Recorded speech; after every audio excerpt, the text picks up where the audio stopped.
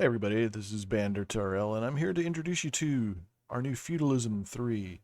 This is a role-playing game for Second Life. It's for medieval fantasy roleplay. This is something that we've been working on back many years ago when I left Second Life and went to OpenSim. I created it there, and then when I came back to Second Life, I brought it here and rebuilt it all, but it was primarily used only for Game of Thrones roleplay. We used it for several years, and I added tons and tons of features and capability to it.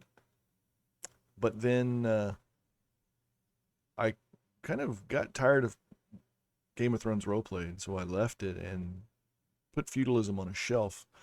And people have been asking me for it for the past few years, over and over again. Dude, where's that feudalism system, and how can we use it? Well, we want to use it for a different roleplay. We want to use it over here. We want to do Roman roleplay. We want to do Gorian roleplay. We want to do whatever, but we like your system and want to use it. So I finally got myself together, and decided to renovate it. So we've been testing it out lately, and I rewrote all the scripts and rebuilt it to work in a more generic medieval fantasy setting. So now I'm committed to keeping it going and adding more and more features to it over time. And we've gone through an open beta period, and we've now released it to the world. So it's available on Marketplace for free. You can get the player's kit, which gives you everything you need as a player to play the game, or you can get the Game Runner's kit, which is all the things that you need to set up a sim or a region or a parcel or whatever you have to get it to work for your players. So it has things like huntable animals, gatherable things, crafting and cooking and stuff like that built into the Game Runner's kit, where the player's kit is really just about getting your character set up. So it has things that you need as a player. So it has your pouch for your inventory. It has a sample sword for combat.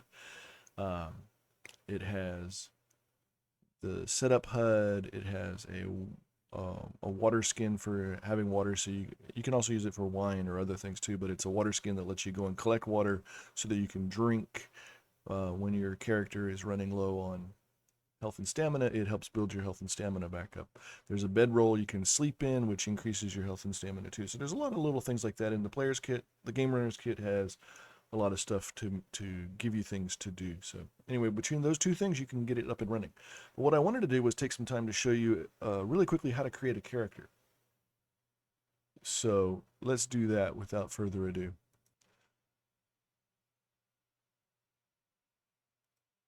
Okay, so the first thing you want to do is, let's see if I can pull this up. You're going to open this comes in the player's kit. So you're going to open up, you're going to attach the setup HUD.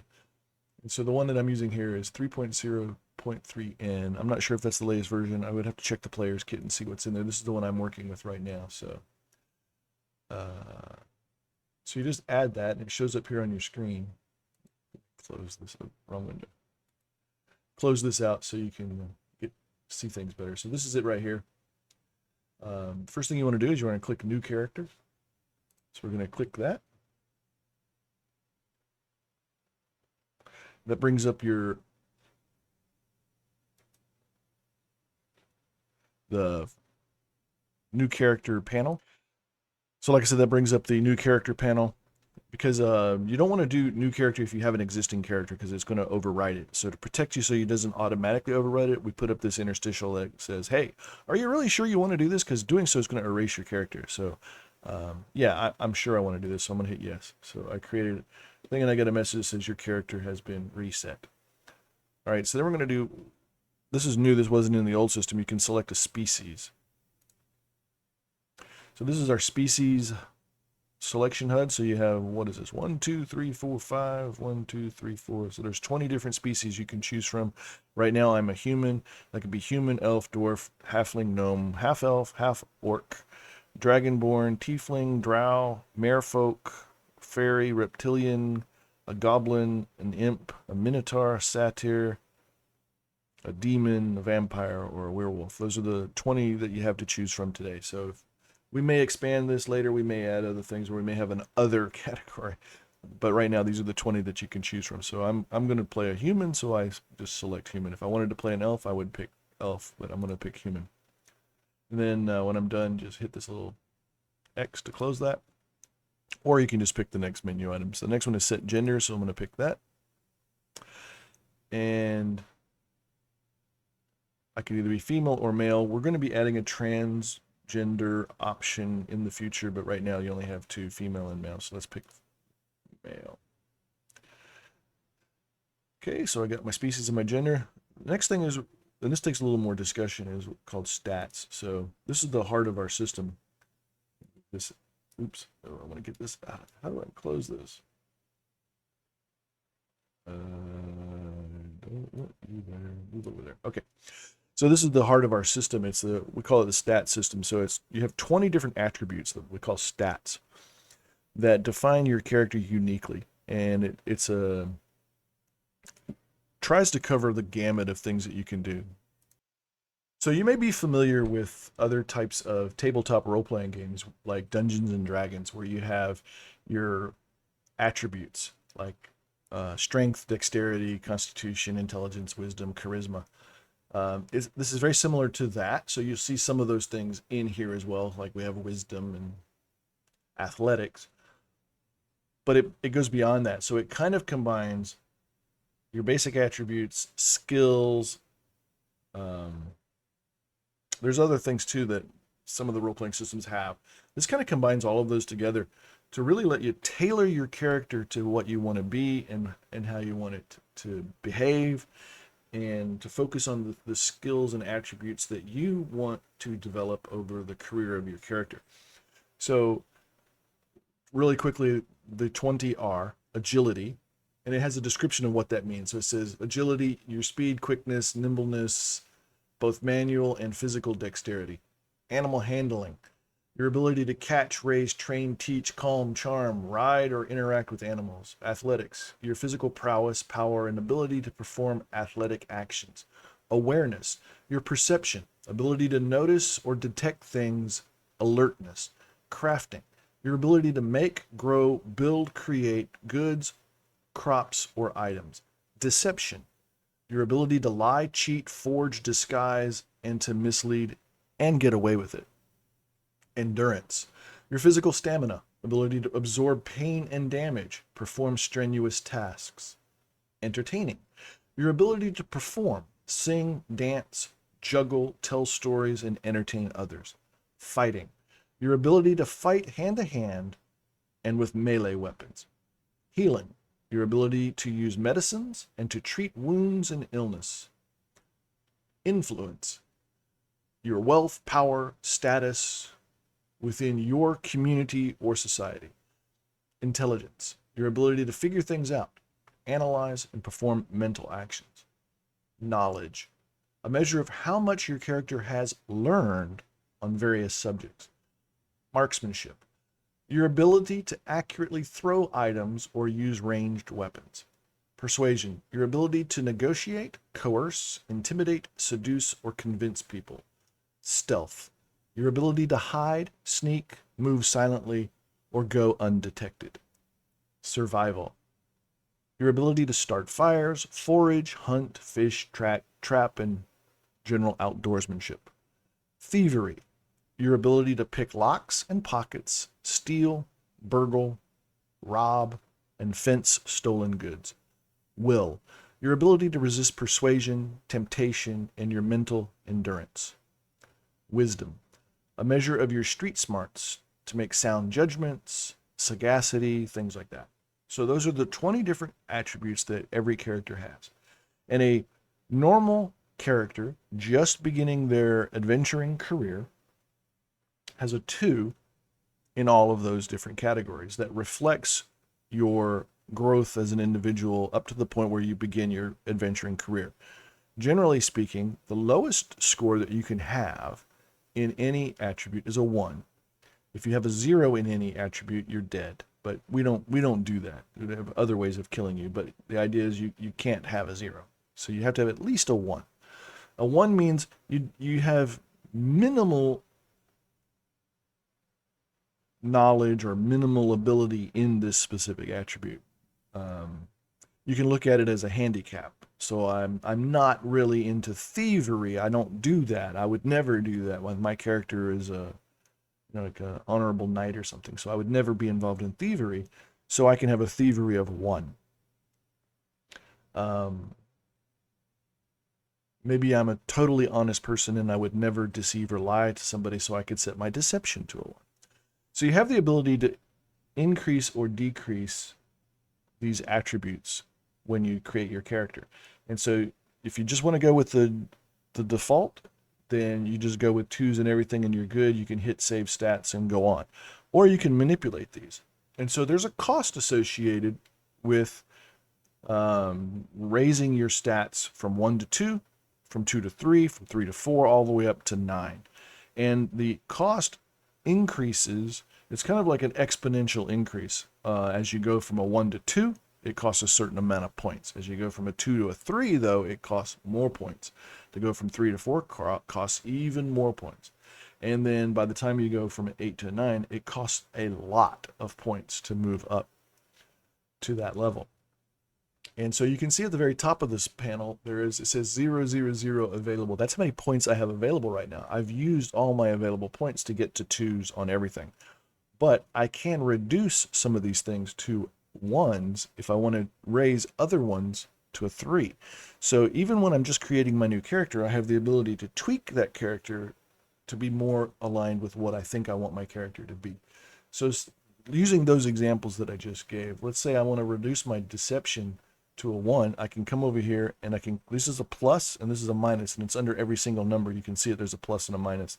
So I can click on the minus, and that reduces my deception to a 1.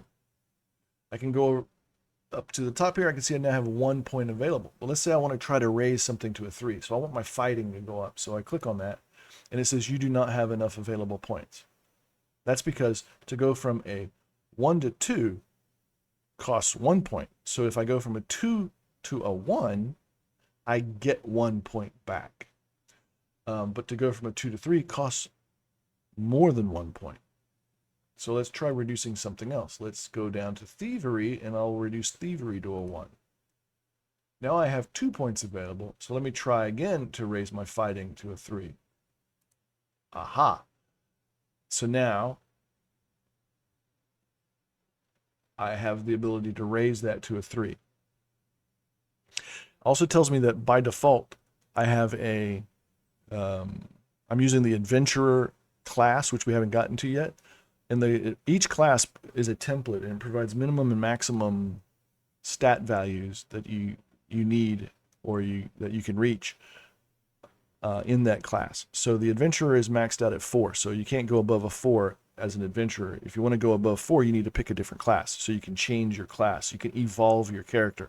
We'll talk about that when we get to classes, but it would just give me a message there that said, hey, by the way, you currently have a 3 in fighting. The most you can ever get in this class is a 4. So it just tells me that, lets me know. So I've got a 3 here.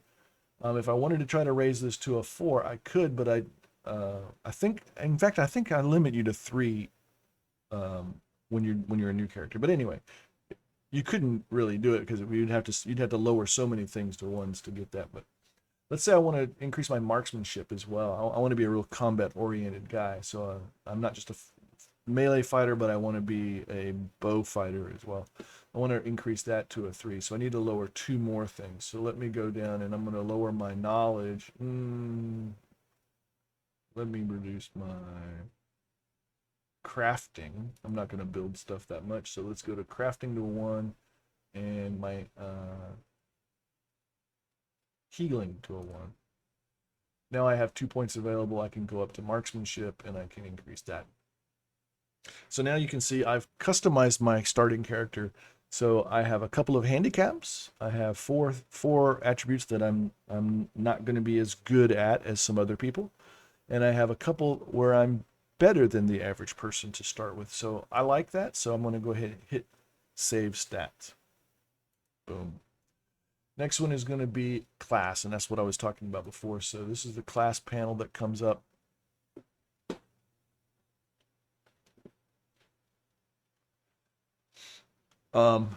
And by default, it uses the adventurer class for everybody, so that you have the kind of the default class assigned.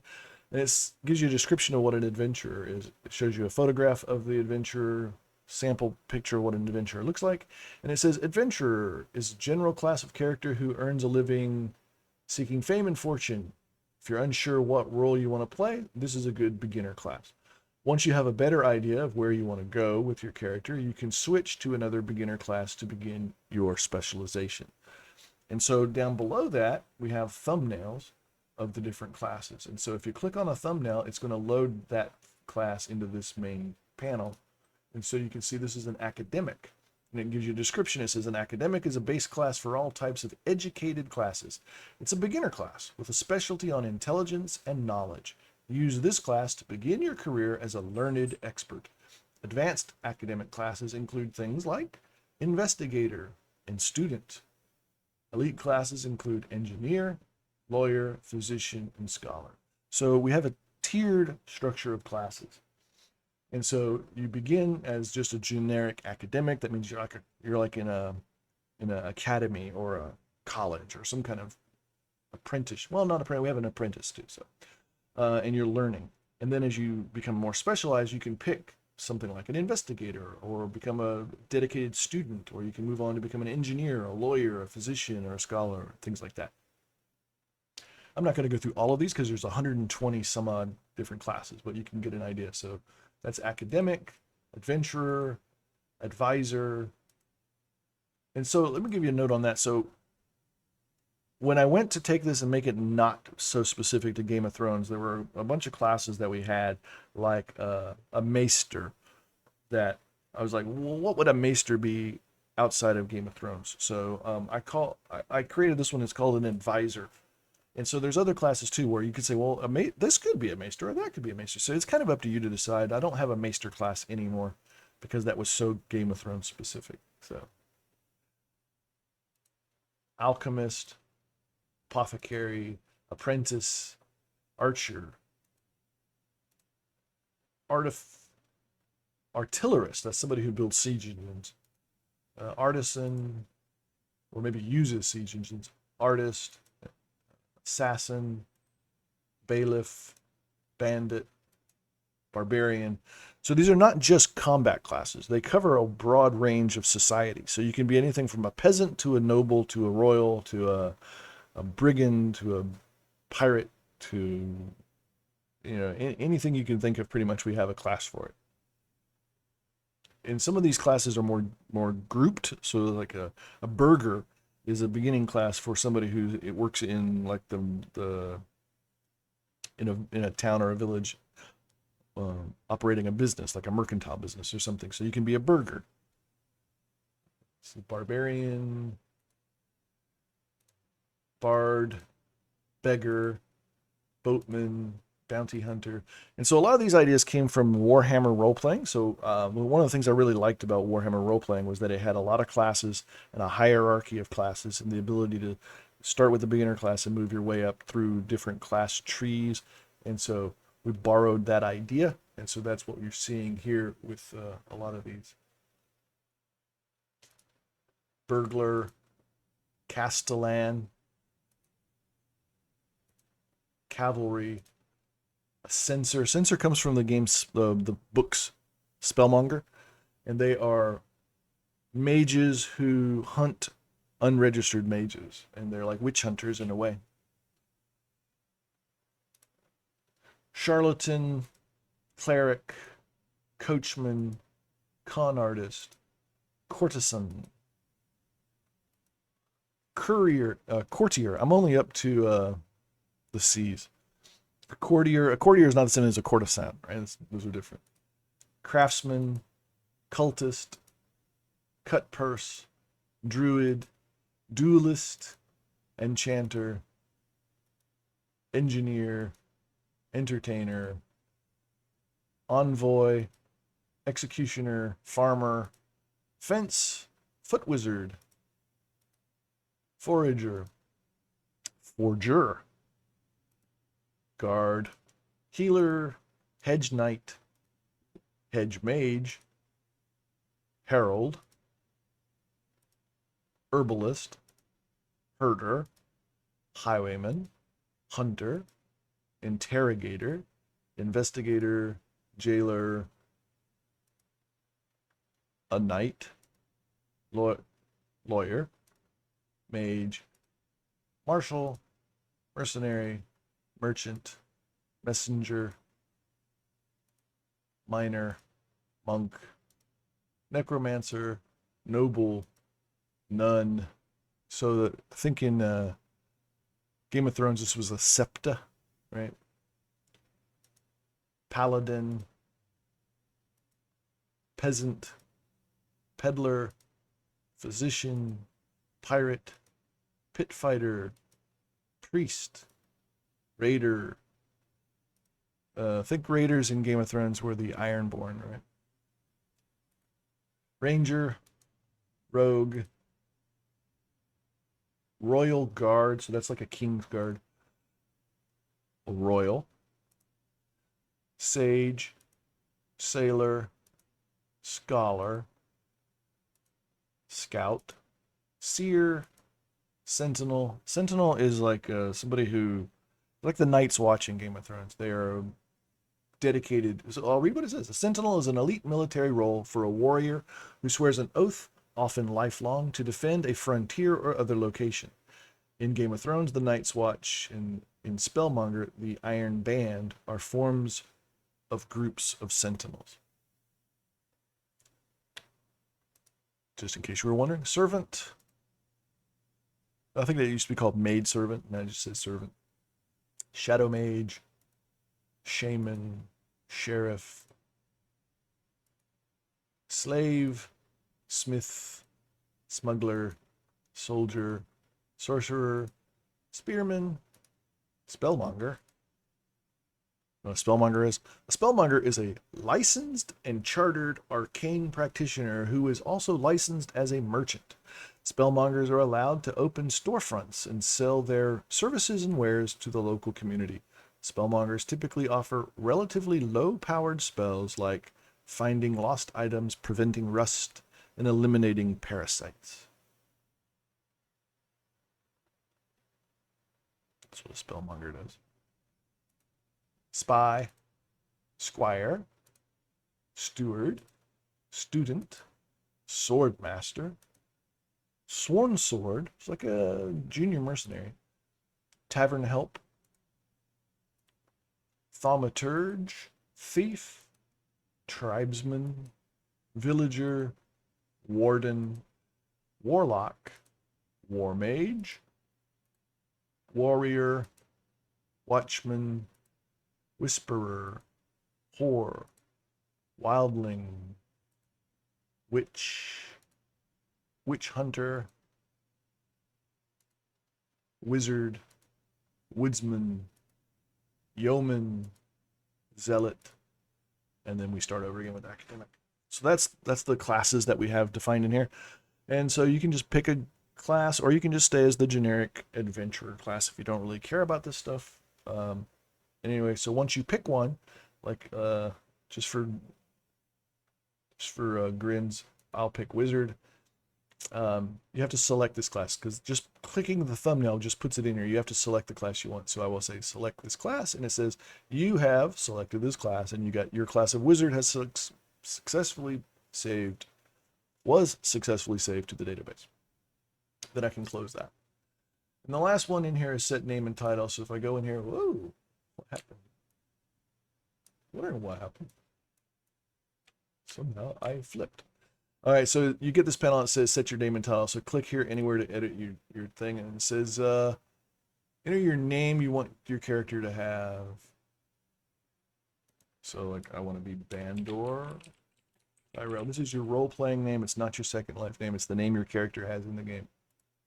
And there it is. There's my name. Then it says enter the title or any other information you want to display on the meter to use to end